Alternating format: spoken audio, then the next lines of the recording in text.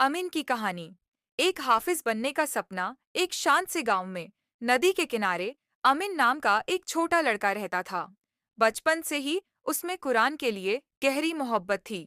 जब बाकी बच्चे बाहर खेलते थे, अमिन मस्जिद में बैठकर ध्यान से आयतें सुनता और उन्हें याद करने की कोशिश करता। उसका सबसे बड़ा सपना था पूरा कुरान याद करके हाफिज बनना। उसके मम्मी पापा ने हमेशा उसका साथ दिया। वो हर सुबह जल्दी उठता, अंधेरे में मस्जिद जाता और घंटों तक मेहनत से कुरान की आयतें याद करता। उसकी ये रोज की मेहनत उसे और मजबूत बनाती गई। गांव वाले और उसके उस्ताद उसकी लगन और समर्पण से बहुत प्रभावित थे। सालों की लगातार मेहनत के बाद वो खास दिन आया जब अमीन ने पूरी मस्जिद के सामने बिना देखे कुरान शरीफ सुना दिया। हर कोई हैरान रह गया। लोगों ने अल्लाह का शुक्र अदा किया और अमीन की मेहनत की खूब सराहना की। उसकी इस कामयाबी ने गांव के और बच्चों को भी प्रेरित किया।